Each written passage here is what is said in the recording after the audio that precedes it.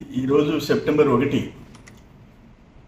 1995 September 1 మొదటిసారి ముఖ్యమంత్రిగా చంద్రబాబు నాయుడు గారు ప్రమాణ స్వీకారం చేశారు. ఇప్పుడు 30 years అయింది, 30 ఏళ్ళు అయింది.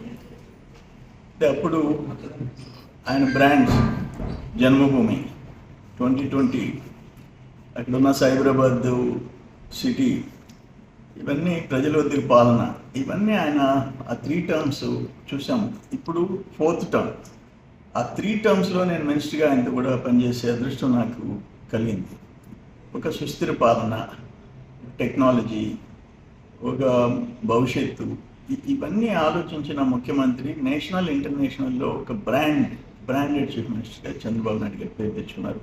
ఇప్పుడు కూడా ఒక అమరావతి రూపకల్పన, పోలవరం పూర్తి చేయాలని 2047, వీటన్నిటిని ఆలోచించే శక్తి ఉండే ముఖ్యమంత్రి చంద్రబాబు నాయుడు గారు. ఆయన మొదటిసారి ముఖ్యమంత్రిగా ప్రమాణం చేసి ఇప్పటికీ 30 సంవత్సరాలు పూర్తయింది. ఆయనతో కూడా ఈరోజు ఆయనతో క్యాబినెట్లో పనిచేసిన, ఆయన గవర్నమెంట్లో ఎమ్మెల్యేగా పనిచేసిన మా అందరి అదృష్టంగా భావిస్తున్నాము. ఇంకా ఆయనకి మంచి భవిష్యత్తు ఉండాలని భగవంతుని ప్రార్థిస్తున్నాను.